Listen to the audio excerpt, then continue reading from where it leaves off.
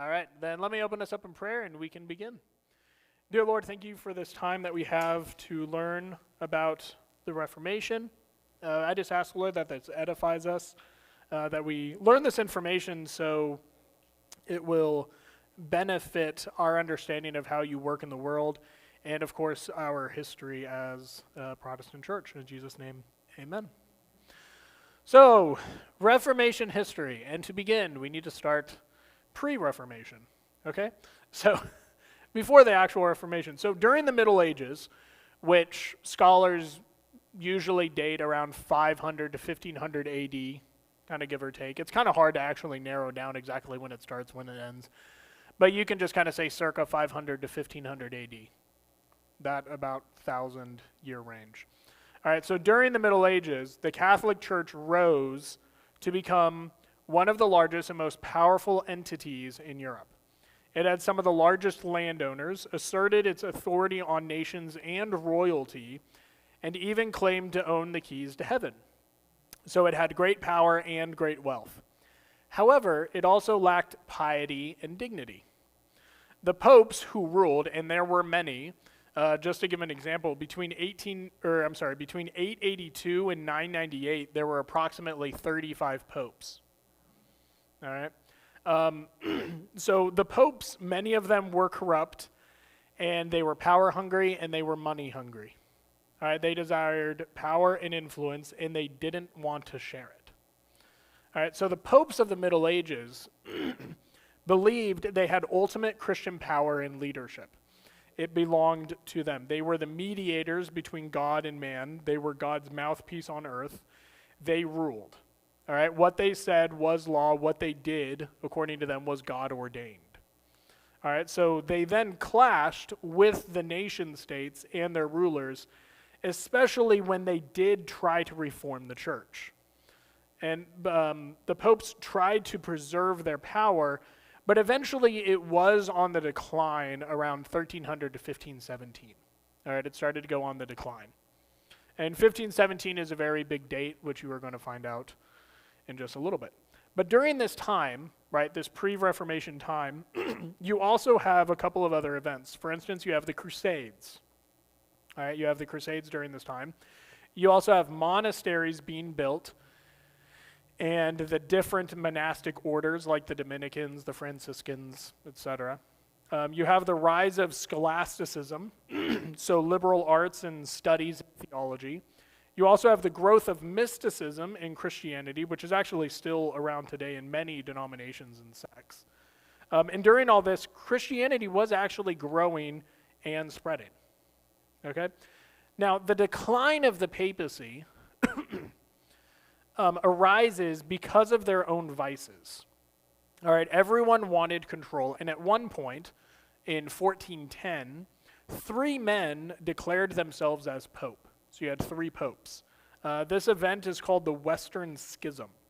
And those 3 popes were deposed, and a new one was selected. Well, technically one of them resigned due to suspicion of fornication and murder, and 2 were deposed.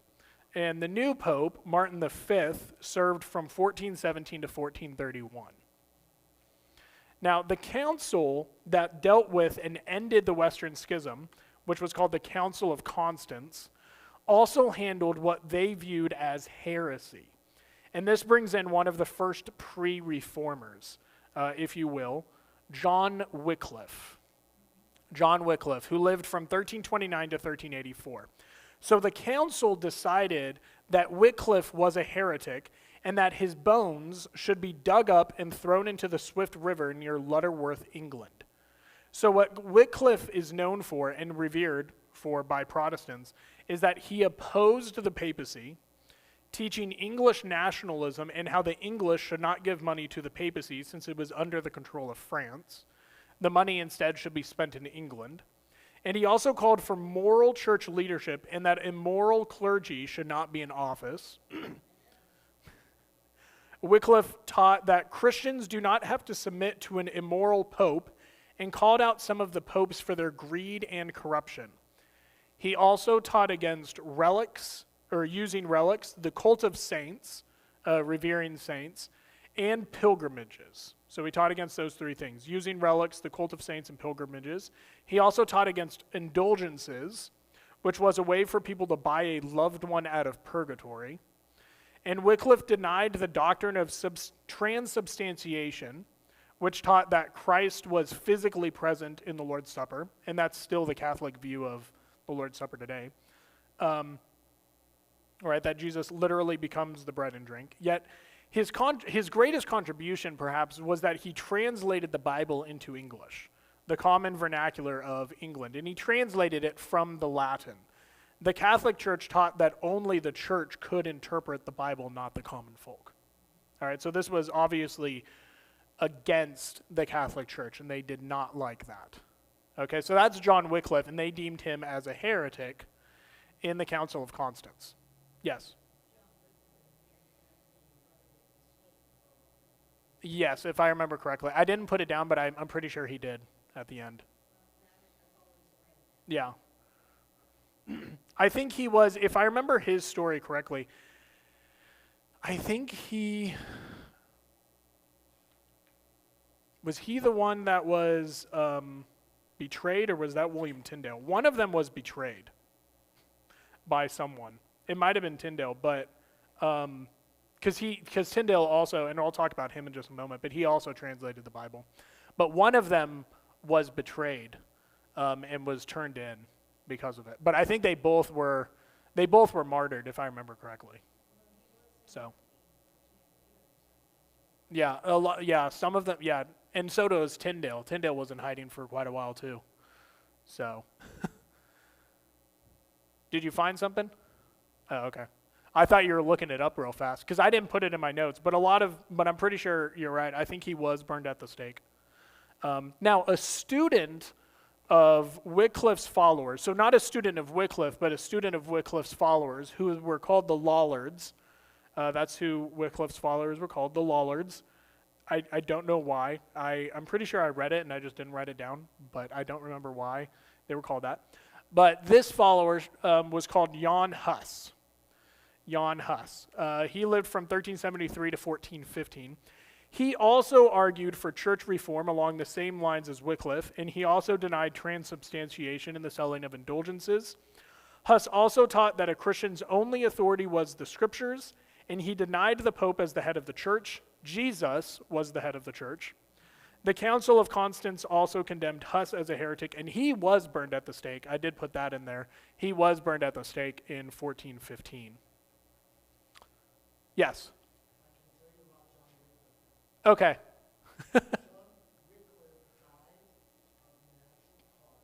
Okay. Okay. Mm-hmm.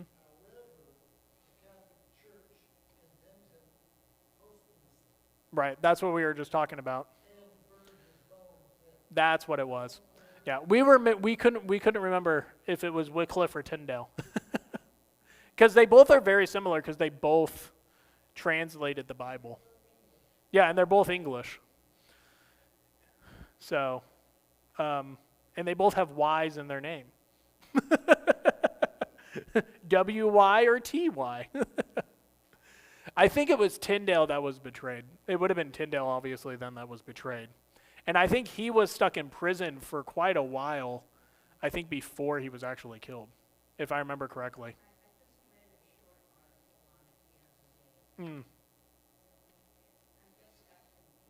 Yeah. No, I confused the same too, because I just did the same thing. Yeah, exactly. So then the next, two other massive events that happened during the Middle Ages. You have the Black Death, right? The Black Plague, the bubonic plague. And this plague killed around 1/3 of Europe's population. And then the other event was the Renaissance. So the feudal system waned, commerce shifted to trade, centralized governments appeared, the invention of the printing press. And through that alone, the inventing of the printing press, new ideas and books were able to spread far and wide, right? Because now you didn't have to handwrite it, you could print it up. So now the next person then is William Tyndale, right? He was born 1492, lived to 1536. He also needs to be mentioned. And he is a reformer, although a lot of times he's put kind of like as a pre-reformer, even though I think he technically is a reformer. It's really kind of interesting because I've kind of seen it both ways with him, I think. But I put it as he's a reformer. And his biggest achievement was translating the Bible from the Hebrew and Greek texts into English. So he's different than Wycliffe. Wycliffe did it from the Latin. Tyndale did it from the original Hebrew and Greek. Okay, Tyndale, however, did not finish his translation. It was finished by his followers. And he was the first to use the printing press for an English Bible, and his work was used by the translators who actually worked on the King James Version in 1611. And he was influenced by the Protestant reformers like Martin Luther. He was deemed a heretic as well, and he was martyred in 1536. Okay? So anything else pre-Reformation? Tyndale could fall under Reformation, but I put him as pre-Reformation because when you talk about Reformation to begin with, you usually start with Martin Luther, but he is an important person to remember, William Tyndale.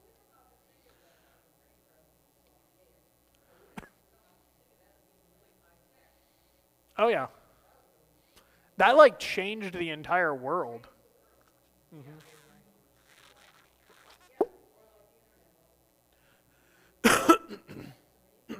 Yeah. Oh yeah.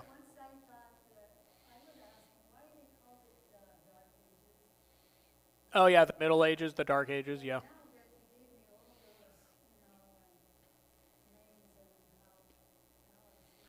There's, yeah. Well, what's really interesting is that somewhat debated on whether or not you should call them the Dark Ages. I remember reading a book. I think it was Science and Religion. It was in the class Science and Religion, and it was over like a lot of things that actually happened in like the Dark Ages, Middle Ages, that were actually really, really good things that spurred like the Renaissance and things like that. Because when you think of the Dark Ages, you're thinking Black Plague, you're thinking Crusades, you're thinking of all this death, people dying early, but there were a lot of very good things that happened scientifically, theologically, in some cases that actually spurred history forward. So not all historians, as far as I know, like to really refer to it as the Dark Ages, maybe not even as the Middle Ages. Yeah, they'll call it medieval times. They're probably more Middle Ages than Dark Ages now. Although, again, I don't know how many people like to call it that. But, yeah. Yeah, they say like the medieval period or medieval era, medieval times, things like that. Yeah. So it's one of those things that now historians are looking back at things and they're getting sometimes a better picture because now we have more information and we're looking at it a little bit more differently. We know that because, think about the history of just the United States and how that has shifted, how the history of the U.S. has shifted over just even my time, right? The 34 years young that I am, right? Like it's shifted. I remember growing up, like being taught America's like the greatest nation in the world, and now, it's like, yeah, right, yeah. So, well, as an American, you probably should think that, but anyway. Okay, so that's pre-Reformation. So now we get to Reformation. Okay? So obviously you start with Martin Luther living from 1483 to 1546. And you notice, right, he was born, only, 9 years before William Tyndale, right? So, but he's considered the key figure, right, in the Protestant Reformation. He was a German monk who wanted reform in the church, right? Specifically, obviously, the Catholic Church. So during his studies, Luther realized salvation, mainly, right, how a person is justified before God or made right with God, how salvation is by God's gift of grace. It cannot be earned. People are saved because of what Christ has done for them, not what they do themselves. However, this belief was against the teaching of the Catholic Church, especially that of indulgences. An indulgence was a remission of sins, or they were sold to the people as a way for the Catholic Church to raise money. All right, a person could buy an indulgence from the church to free their loved one from purgatory, right? That loved one would not have to spend as much time suffering for their sins before going to paradise. All right, so Martin Luther was opposed to indulgences, and rightly so. So Luther wanted an academic debate on indulgences as well as other issues with the Catholic Church. Therefore, he nailed his 95 Theses to the church door in Wittenberg on October 31st, 1517, which October 31st is not just Halloween, it is actually Reformation Day as well. And so what happened after that was some of it was actually out of Luther's control. His theses were printed and sent out, and by 1519, that paper, as well as some of his other writings, were found not only in Germany, but also France, Italy, and England. And many people agreed with him. Luther also began teaching against indulgences and taught justification by faith, that a person was saved without works. His ideas became so popular that the Pope, Leo X, finally summoned him to Rome to recant his views and writings. Before that, Leo X kind of just didn't pay attention to him. Luther refused to recant his writings. Right? He argued that the Pope could make mistakes and was not above the Scriptures, and that the Bible was a Christian's highest authority. So he now became an enemy of the Pope and was safely hurried away by friends. Luther began writing many things and was still protected by his friends. Fortunately, one of them was a high official in, I don't know if it was the province or what, I forget what they call it, but it was Saxony. He was excommunicated in 1521 and deemed an outlaw and heretic for not recanting his beliefs. One of the best things Luther did was translate the New Testament into German so the local people could read the Bible on their own. He didn't believe the Bible was just for the clergy, but for all people. Luther also got married on June 13th, 1525, to Catherine von Bora, who was a nun. And it's believed that they were truly in love, actually. So that was good to know. And obviously that would be a big deal because monks at that time were not supposed to, obviously, get married. Or not just monks, but also priests at the time. Sorry. Monks too, but priests at the time, they weren't supposed to. Yeah. Now, Luther's views, they spread and influenced many people. And his main contributions were, first, the Bible was the main authority for the church, not tradition, not theologians, not the papacy. Second was congregational singing. Third is the revival of the Pauline doctrine of justification by faith. Fourth, the church was visible, meaning local churches, and invisible, meaning true believers, right? And the invisible church had always existed. So true believers had always existed, okay? Obviously, his followers were called Lutherans, and his name is where you do get the denomination from, if you did not know that. I didn't. No, I'm just kidding. I did know that. But if you didn't, that's where you get Lutherans from, okay? Now, another person outside Tyndale who was influenced by Luther was a man named Ulrich Zwingli, and he lived 1484 to 1531. And that's a great name right there, Ulrich Zwingli. I like that. Ulrich. Yeah. So, 1484, 1531, he wanted to reform Zurich, Switzerland with the help of the government. Okay, so he wanted help with the government to reform Zurich, Switzerland. And he preached in the local dialect and opposed the teachings of the Catholic Church, including that unbaptized infants were not damned. He desired freedom from the papacy, and he argued how the Mass was not a re-sacrifice of Christ, how priests could marry, and that the Bible is the Christian's main authority. So those are the things that he taught. Now, some of Zwingli's followers wanted a complete separation between the church and government, and those were the Anabaptists, or the rebaptizers. Okay, so they argued that only a believer should be baptized, not babies or infants.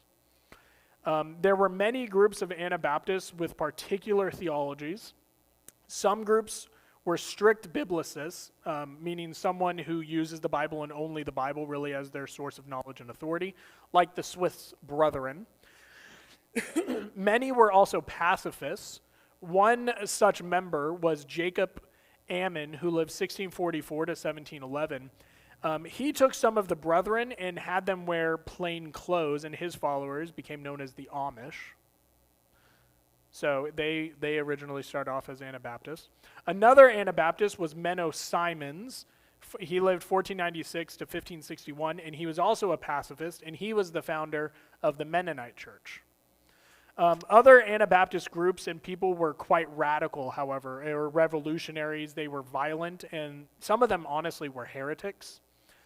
So Anabaptists get a bad name because of those specific people and groups, such as Melchior Hoffman, Jan Mathis, John of Leyden, Caspar Schwenkfeld. Another would be Michael Servetus, who taught the heresy of modalism.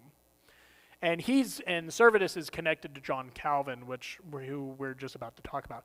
But that's a little quick history of Anabaptists, and obviously as a Baptist church, that's our history. And we'll talk about them in a little bit more as well, in the connection with like Puritans and things like that.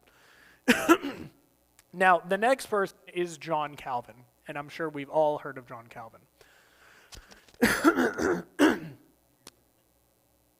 What'd you say, Larry? Oh, okay. Oh, have you heard of John Calvin, Gene? Oh, okay, that's good to know. As the two people that came from a Presbyterian church, I hope you'd heard of John Calvin. And John Knox, by the way, which we'll talk about him just at the end for a second. So John Calvin, born 1509, died 1564. He was born in France, but he mainly worked in Geneva, Switzerland. He was a reformer and theologian. He wrote his Institutes of the Christian Religion, as well as some commentaries. And the Institutes is considered one of the first, if not the first, systematic theology book for Christianity. It's a really good book. I've read it. It's also very dense, so you may have to read it a couple of times to understand it. I've only read it once, which is why I don't understand everything. But it really is a very good one. Even if you're not a Calvinist, like it really is foundational for where Protestants get a lot of their ideas from. So it's a good book to read, even if you disagree with some of his other things. Now, his theology was that of the centrality of the scriptures, right? The Bible is the authority, the sovereignty of God. Humans are sinners and will sin due to their fallen nature. Another way of saying that is like the doctrine of original sin. And justification by grace through faith. He also taught baptism and the Lord's Supper are sacraments, not a means of salvation, although he did argue for infant baptism. Some of his views, like double predestination, specific election to either heaven or hell, are debated amongst Christians still today. There's also a lot of debate on who he was as a person, because he also ran his church and the town almost like a dictator, where if someone disagreed with him, he could, and did at certain times, exile the person from Geneva. And he was also the leader during Servetus's execution. So there is some debate around some of the things that he did. Granted, whenever we think of this, we do have to think of it in their time, not our time, right? When we look back at Luther and Calvin, right, we know that if they were in modern times, we'd be like, why are we following this guy? But you have to think of it as their time. Their time, the church really was like the rulers, so you do have to think of it that way. All right. Now, Calvin's views, as we know, spread across Europe. French Calvinists were called Huguenots because they had huge knots. No, I'm just kidding. Yes, exactly. They had, And they were persecuted in France since the French monarchy was loyal to the papacy. In fact, on August 24th, 1572, around 7,000 to 8,000 Huguenots were massacred in Paris and its surrounding provinces. In 1581, the Netherlands declared their independence from Spain and formed their Reformed Church. The Spanish Netherlands, later called Belgium, the Spanish Netherlands, later called Belgium, they remained Catholic. All right. Now, from November 13th, 1618 to May 9th, 1619, a synod, which is just an assembly of clergy, was held at Dordrecht, or Dort, in the Netherlands to determine proper Reformed faith and belief. Part of what they were doing was responding to what is now known as Arminianism, named after Jacob Arminius. And Arminius declared God's predestination was based upon God's foreknowledge. Atonement was not limited to only believers. Grace could be resisted, and one could lose their salvation. Right? His followers were called remonstrants. The Synod of Dort responded to these beliefs, and it's here that the 5 points of Calvinism were created. And Arminius and his followers were condemned too. All right. I'm trying to think. I was going to say something else, and then it escaped. That wasn't in the notes, and then it escaped my mind. So we're just going to keep going. So the 5 points of Calvinism, if you don't know, and this is a very general understanding. And a lot of Calvinists do not like the tulip because it doesn't exactly explain everything they really believe. But what people have come up with is total depravity, which is the idea mainly that an unsaved person, right, cannot come to God on their own. Okay, but it's a little bit more than that as well, because they would also say God has to regenerate you for you to be saved at the same to be saved. Like, you really don't have the choice in some way, right, to actually be saved. It's very different than Arminianism, where you would say you hear the gospel and like now you get to decide. They wouldn't necessarily think of it that way. Okay? And next semester when we talk about Calvinism, we'll go a little bit more deeply into that. They also believe in unconditional election, okay, meaning that they believe that you're elect before God created the world and that he chose you, right? It wasn't like Arminianism where it says God's predestination was based upon God's foreknowledge. Arminianism would say God knew ahead of time who was going to choose him, therefore that's his elect. Calvinists would say God chose who the elect were. Okay? That's a difference. Again, it's a little bit, you have to go further into it, but that's a general understanding of that. Limited atonement, that means Jesus really only died for those who are actually going to be saved. Again, it goes a little bit more into it, but that's a general understanding. You have irresistible grace, meaning that if you are one of the elect, you will be saved. You have no choice. And if God has put the grace on you and he's starting to work on you, you're going to come to him no matter what. Okay?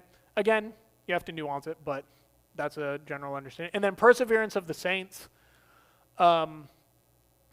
is basically, I don't want to say once saved, always saved, because that's like cheap grace. But they do believe that you can't lose your salvation.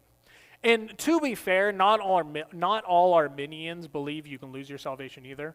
That's more like classic, if I remember correctly, that's more like classic Arminianism. Not every Arminian would actually believe that. And total depravity, it also, dependent on who is writing about it, what Calvinist is writing about it, kind of depends on how it's viewed. Like for me, total depravity, how I used to hear about it, was like if you're unsaved, you can't do anything good at all. Right?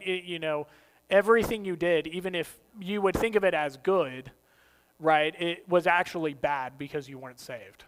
Right? Which isn't what a lot of Calvinists actually believe. It has more to do with salvation, not every single thing that someone does.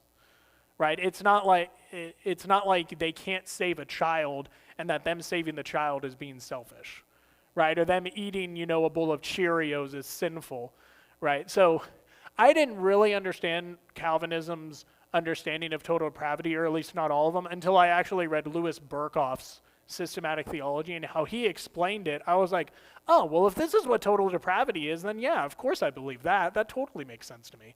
Of course we can't come to Jesus on our own. He has to do the work. Like, he's the one who's calling us. Of course I believe that. So, just so you guys know, it kind of depends sometimes on the Calvinist, on how far they actually go. And not all Calvinists would agree with all 5 of these. There are like 4-point Calvinists and even sometimes 3-point Calvinists. Usually the limited atonement is one that the 4-point Calvinists would disagree with, because they look at like 1 John 2 where it says, Jesus died for the whole world. And they're like, well, clearly Jesus died for the whole world. So they'd be like, yeah, limited atonement, we would disagree with that. I think the other one might be, is it irresistible grace? I don't remember. I don't remember what 3-point Calvinists are, or if that's really a thing. I've just heard it being phrased, but I like to say I'm a 2-point Calvinist. Total depravity and perseverance of the saints. I'm the TP. But anyway, like I said, we'll talk more about that next semester and actually dive deeper into what they believe, because you want to give them a fair shake. There's a reason why Calvinism is such a strong view, right? There's a reason why it's Calvinism and Arminianism. Okay, and it's because when you do read the Bible, there are certain passages that sound very Calvinistic in nature, okay? At least certain parts of it, okay?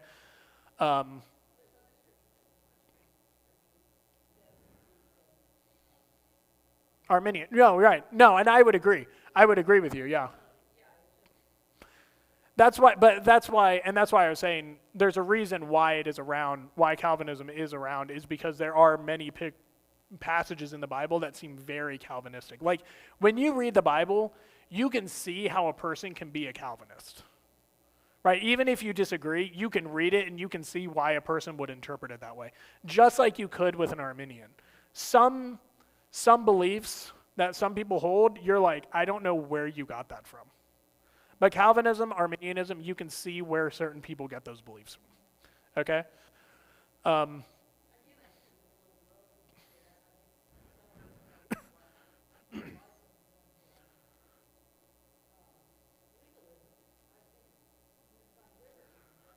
Mm-hmm. Mm-hmm. Yeah.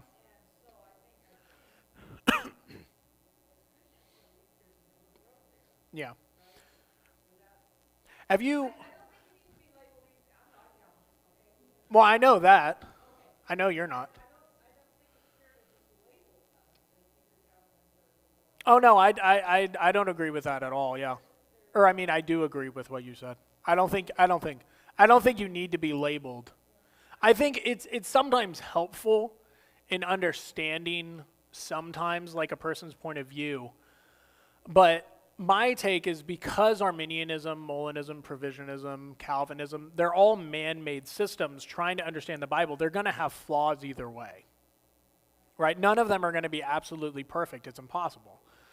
But there are certain things on each one that seem to be true, right? I mean, for me, when I look at this, I'm like, total depravity. With how it's explained, if it's explained correctly, like some of the Calvinists do, I'm like, yeah, that is definitely true. You can look at the Bible, you can look at the world, and you can be like, yeah, that's true. Again, I think perseverance of the saints, that one I think also falls, right? When you read Pauline letters.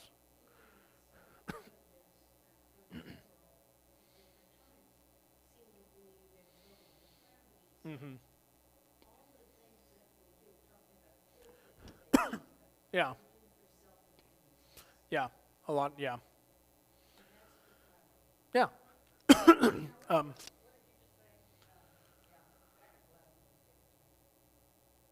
Total depravity and perseverance of the saints?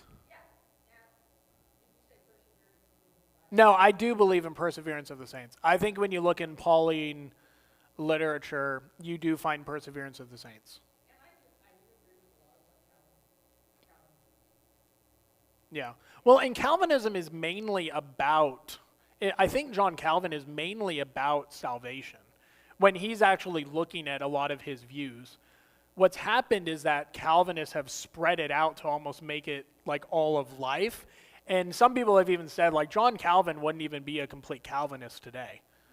Like, which is really interesting to think about. And I don't necessarily know if that's true or not because I'm not a Calvinist. But with that being said, again, we're going to look at that more deeply because we want to make sure to truly understand Calvinism, Arminianism, right, correctly, so we actually nail down what the beliefs really are.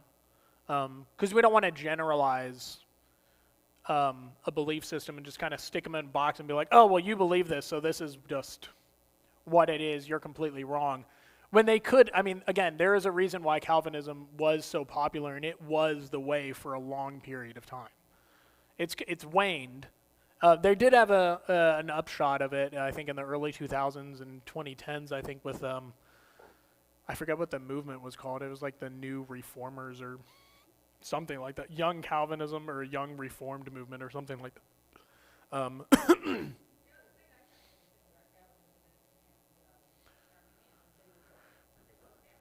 Yeah.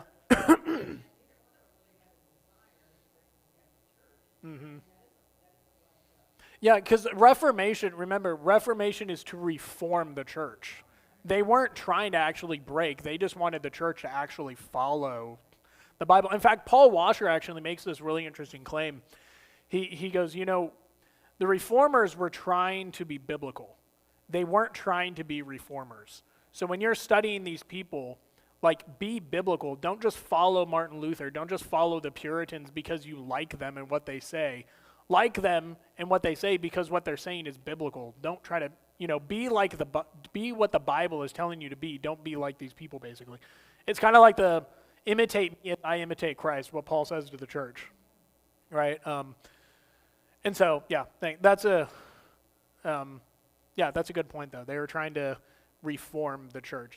They came out of, yeah, and the church just excommunicated. They just didn't like them, and so, yeah.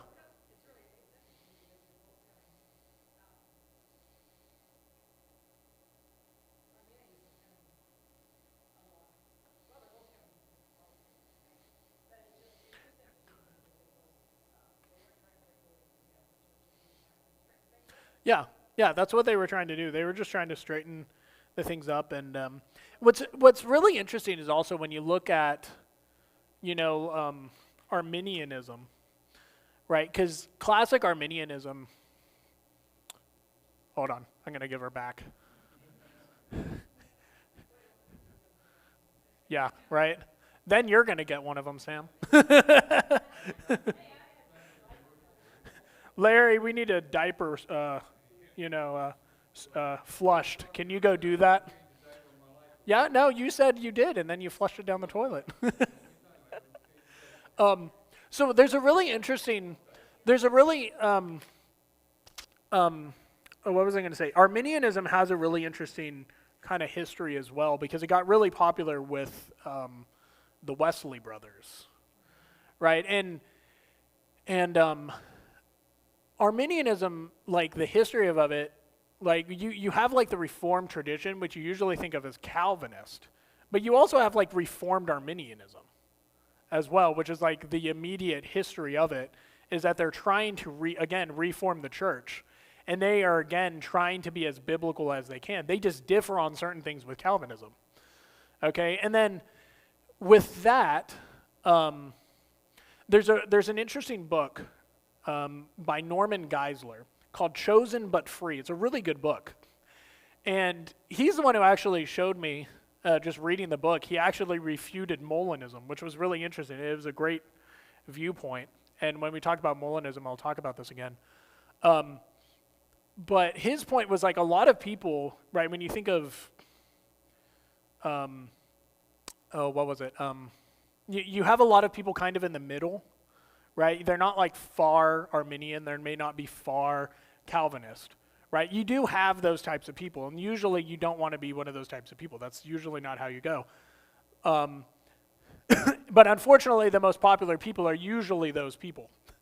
Um, but what he was saying is when you actually look at like the middle, a lot of people will believe a lot of the very same things, and they're somewhat Calvinistic, right? You can be a Calvinist, but you're not like super into double predestination and everything like that. Kind of like you can be an Arminian, but you may not believe that you're losing your salvation, right? Which is kind of that other kind of extreme. And so he was looking, and and the book is really good. It was called Chosen But Free, where you had, if I remember correctly, you had this choice, but you were chosen, but you could be a Calvinist on that side and still think these things. I can't remember all about it, but it was a really good book by Norman Geisler, Chosen But Free. Norman Geisler's stuff is usually pretty good. I think he wrote a book with Frank Turek. The apologist was, Why I'm Not an Atheist or something like that. Yeah, I don't have enough faith to be an atheist. I haven't read that yet, but I think he also may have, I know he has an apologetics book. I'm pretty sure. No, that was J.P. Moreland who did, which is also a good book. I didn't read it, but I know you did, and you said it was a good one, and it's a book that I want to read. But I think he also may have had I think he may have a systematic theology as well, but I don't remember. Norman Geisler, Geisler, if you want to get the book, Chosen But Free. It was really good. And I think a lot of us would probably agree with almost everything he said in there, where it was kind of like this middle ground where you could be almost in one way or another, and you don't have to be so polar.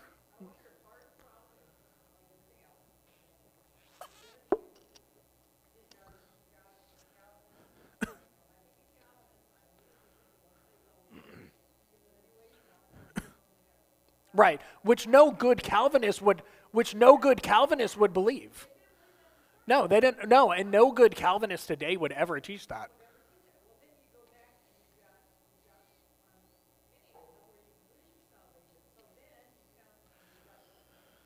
Yeah.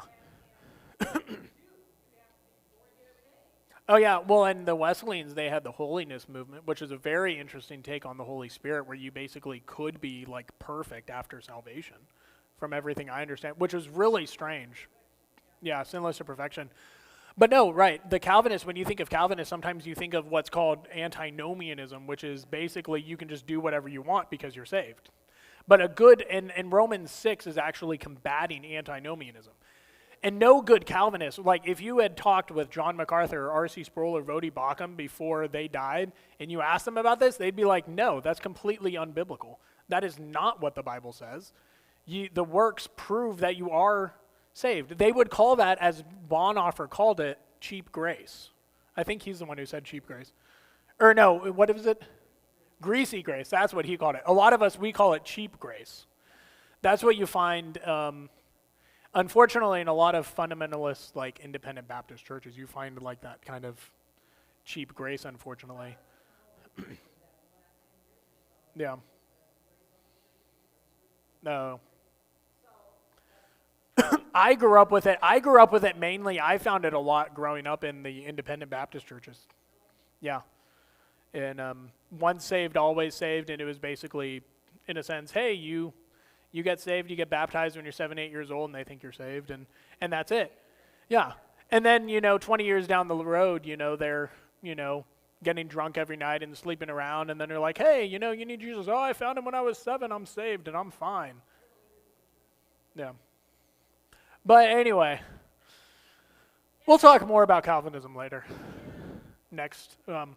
But anyway, next up is John Knox. You guys will love John Knox, because you guys came from Presbyterianism. Yeah. John Knox is good, though. John Knox, 1514 to 1572.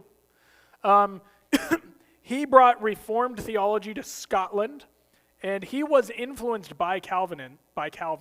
So while escaping persecution during Bloody Mary's reign of England, he found refuge in Geneva and learned and accepted Calvin's theology, and then he brought it back to England and Scotland.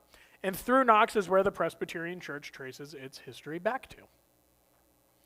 Another group influenced by Calvin were the Puritans. They were English, and they wanted to purify the Church of England from Catholicism. Some Puritans remained in the Church of England, while others completely separated themselves and were persecuted, and many Puritans ended up fleeing to America and brought their theology with them. Some of the Puritans went to the Netherlands, and one such man was John Smith, Smith with a Y, by the way. Okay, I did put it up there. And he eventually broke from Puritanism, but remained a separatist, which was a group not loyal to Catholicism, by the way. Smith formed churches, and some of those members fled the Netherlands in persecution, and they came to America on a very popular ship. What was that ship called, Larry? Without looking at your notes. Oh, my goodness. What was the ship called? What was the ship called that the separatists came to America on? Yeah, the Mayflower. There you go. That's where the Pilgrims came from, Mayflower. Well, you should always know that, okay? Now, Smith himself, along with Thomas Helwys, they had really interesting back names back then. They adopted believers' baptism and baptized their congregation. By doing so, they technically became the first English Baptist church. Helwys ended up writing the first English Baptist Confession of Faith, and his congregation went back to England in 1612 and formed the first Baptist church in England.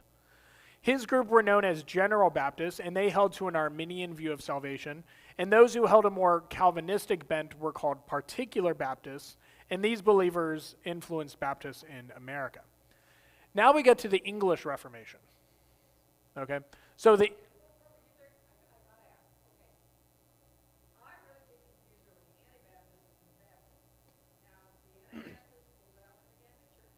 yes. And they came, as I said, from Zwingli. They wanted pure separation from the government. And they wanted to re-baptize, right? Anabaptist is believer's baptism. The Baptists here today? Oh, which Baptists? Oh, no, they technically would be somewhat Anabaptist.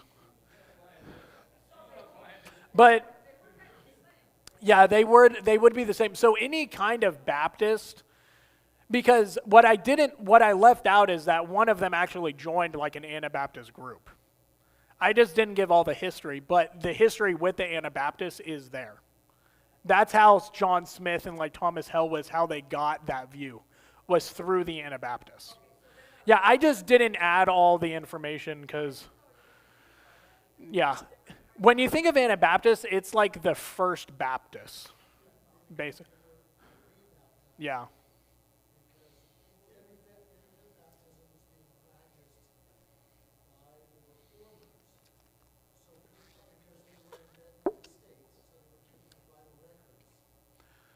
Somewhat like that, yeah.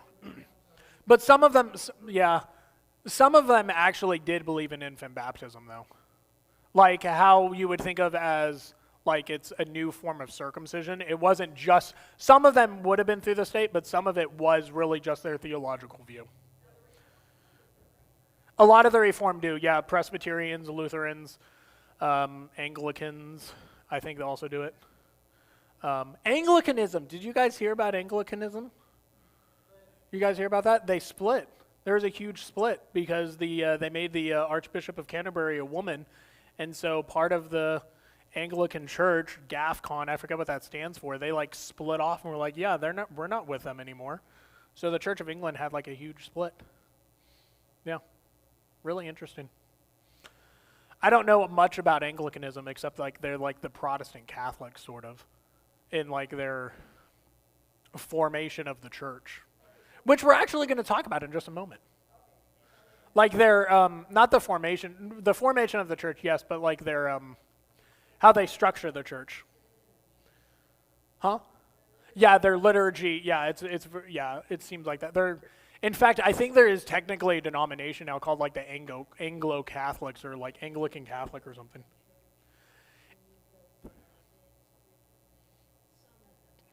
Yeah. Yeah. Well, so Reformed traditions are usually more liturgical Reformed traditions are usually more liturgical. They're much more serious, and they might remind you of more of like a Catholic church, in how they, you could say, do their worship service in some ways, right? They might quote the creed, and they might have readings back and forth and things like that. And it's a very somber experience. It's not like they won't be happy, but it kind of like how you said when you walk into the church today. We're all kind of like happy and we're talking and stuff. You don't do that in a lot of Reformed traditions. It's much more, you enter this room, it is the place of worship. You're silent, you're quiet. You're yeah. Yeah.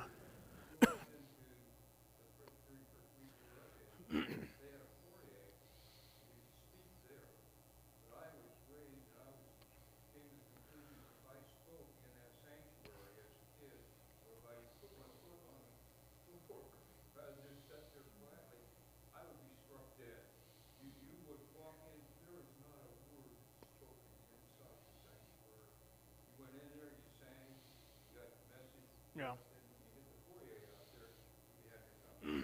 Yeah.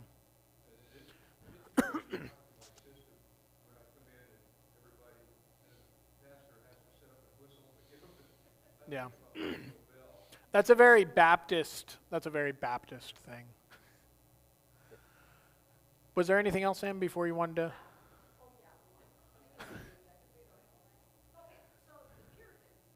We're going to talk about the Puritans in just a moment, I think.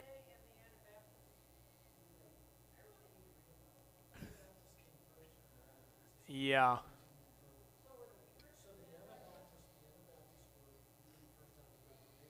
Mm-hmm.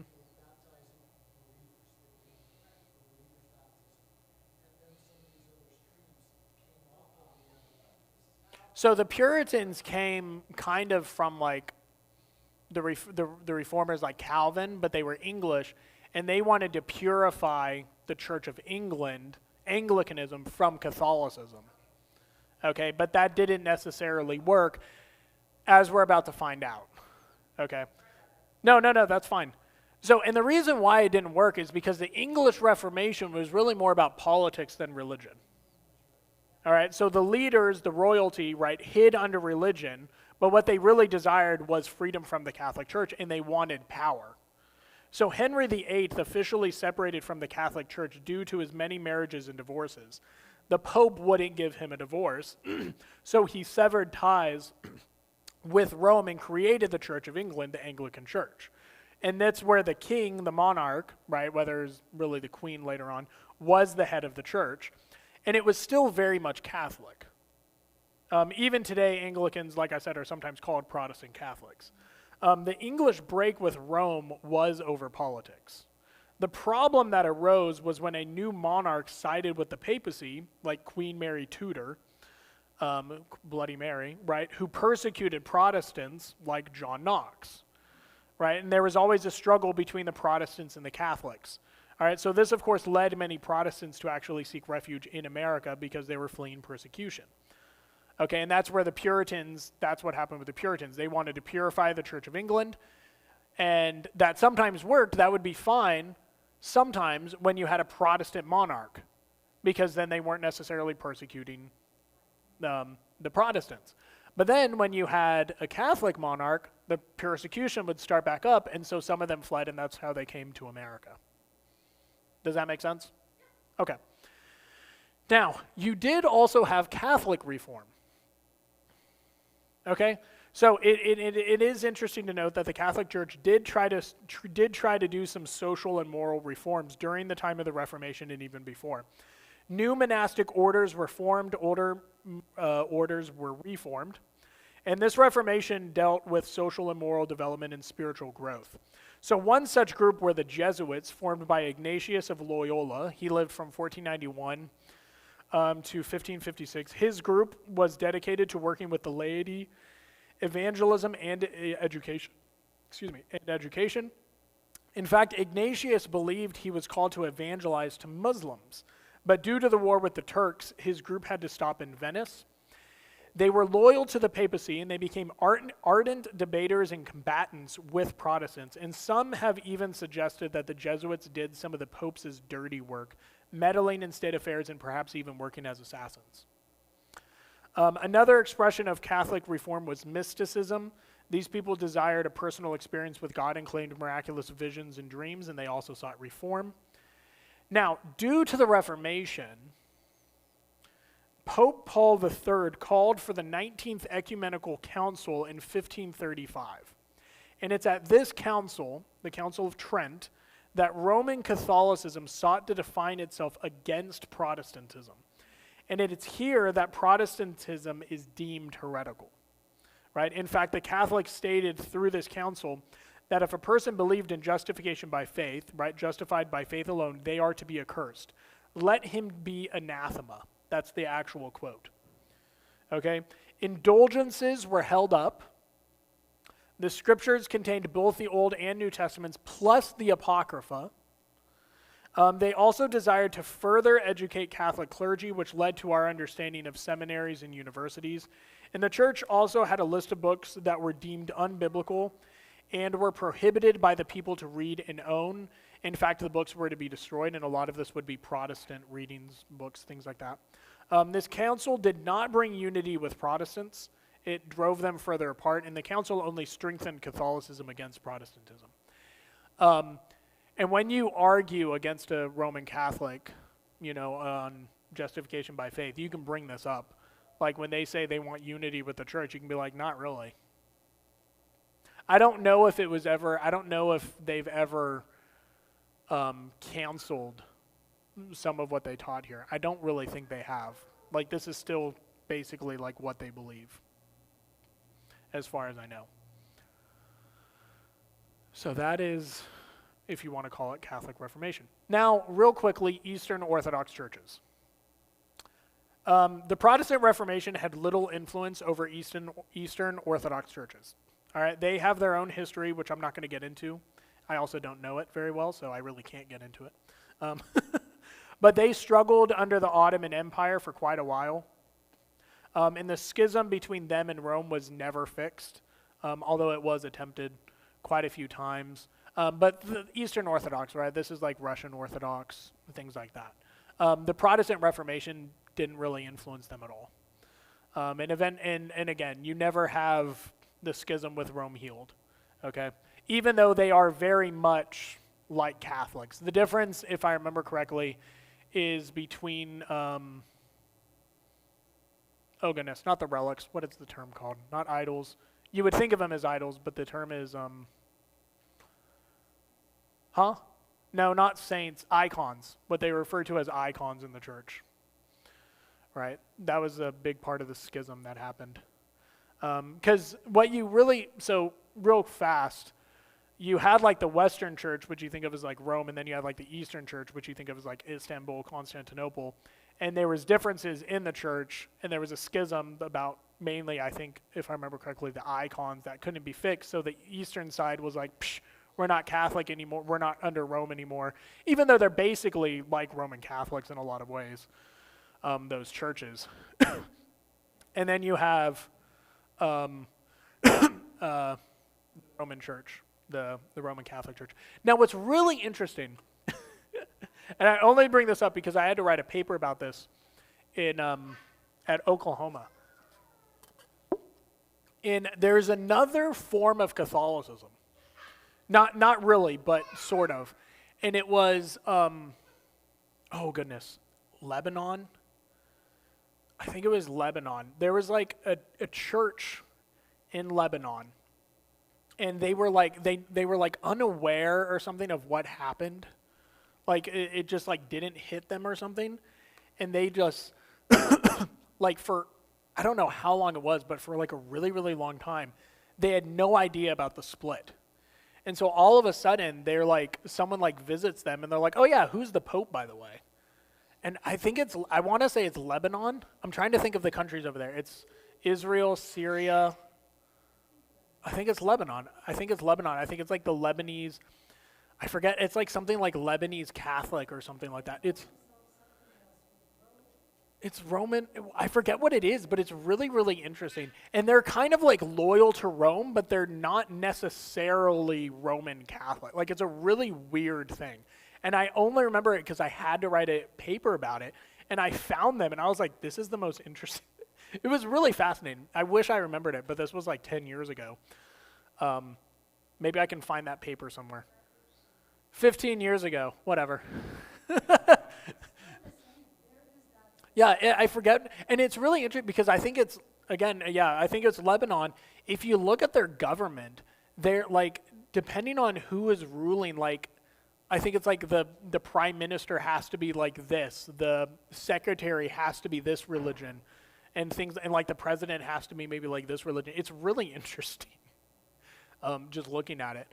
But yeah, they're called something Catholic, and I can't remember. I don't think it's a Lebanese Catholic either. I think it's something else, but. What is it? Yeah, the Maronite Catholic Church. That's what it was. It was really interesting just looking at them. But anyway. Okay. I'll try to answer it. This is not my area, but I will try to answer it.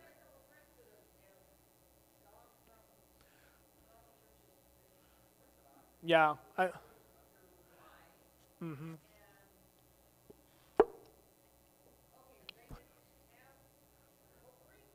I don't think they have the papacy. I don't think they do. I think every church is somewhat autonomous to a certain degree, or at least they have like their own sects.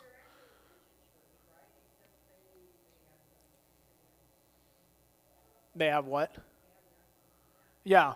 Yeah, they would be, to the secular world, they would be called a Christian church. Yeah, yeah, they're the Orthodox churches.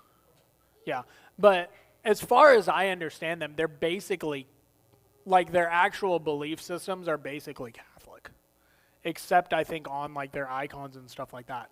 As far as I know, like they would believe in works, like they would believe, like the works for salvation, and certain other beliefs. Again, they may not have the papacy, but they would believe in traditions, I believe, as well. Well, I think there's different ones because you have like Russian Orthodox, Greek Orthodox. You have like Armenian Orthodox, I think, as well. I don't know if they fall. I don't know which ones they fall under. If they have their own sect, I always assumed like they kind of have their own sects, but I don't know if they all go back to like one big group or not. But I don't know. What? Yeah. Yeah, I think so. Yeah, the Orthodox Church. As far as I know, that's their history. But usually, see, the problem is that usually when you take church history, you stop there and you don't go too much into Eastern Orthodox because we're on the Western side, and we didn't go through. But like the Protestant Reformation hit us, so we talk about that. And then, of course, because you're in the U.S., you talk about then the Puritans, the Pilgrims, and then you come to the U.S. and you start talking about what happened here, and eventually leading up to like Jonathan Edwards' First Great Awakening, Second Great Awakening, things like that. And then you go through, if you're on the Southern Baptist, then you start talking about Southern Baptist history, which starts just before, I think it was like the Civil War, because the unfortunate part of Southern Baptist history is that the reason for the split was because the Southern Baptists agreed with slavery. Yeah. I heard a story at Midwestern. I think this is true. Is Charles Spurgeon, I think, wanted to visit the U.S., but Charles Spurgeon was against slavery, and he was told not to come to the U.S. because the Southern Baptists would kill him. I heard that in Spurgeon's library, like the Spurgeon library that we have at Midwestern. I think it was one of the professors who said that. I was like, oh snap. And now, of course, Southern Baptists love him. They call him the Prince of Preachers, and Midwestern has like one of his cigars that he smoked. But anyway, so that is Reformation history. So next week, did we want to do something? Because I know some of you guys are out of town, and it's also Abby's the baby shower. So I know a lot of the women, well, I know you're not going to it, Larry, but I know a lot of the women are going to be here, so I don't know, and I think it's like from 1 to 3, so I don't know if we want to, and again, some of you guys are gone, so I don't know if we want to come back and do a teaching later, or if we should just be done now since we're about to start hitting everything anyway in our church. So I can write something up. I was just going to write on the 5 solas, just do a little bit deeper if you wanted, and I eventually have to write it up anyway, so it really wouldn't be a big deal, but I don't know if you guys would rather just stay home and just relax or what. Oh yeah, it's also time change Sunday, so you also add that in there too. So you're losing an hour of sleep as well. So I don't see. Well, I am the leader, but I also want to get your input. I know. Abby says skip it, and that's my wife, so.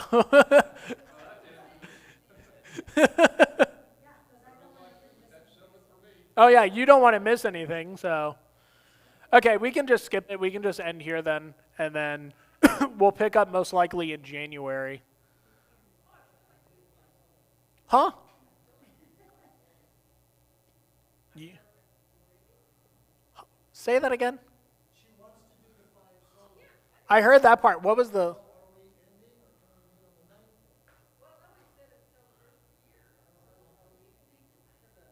Well, do you think it'll be okay if we meet the 9th? Okay, why don't we meet the 9th then? That way everyone's back. The baby should not be born by then. Yeah, well, that's why we were trying to end early in November, was because of the baby. But the baby should be coming after the 9th. If it comes before the 9th, then sorry. But that's a good idea. Why don't we meet the 9th? So next week we'll take a break because some of us are here. Some of us are not here, and there's the baby shower. Why don't we meet the 9th for the last time, and we'll go through the 5 solas? That's a good idea. Thank you, Sam. That was a good idea. All right. With that being said, good job, Sam. With that being said, Sam, will you close us in prayer?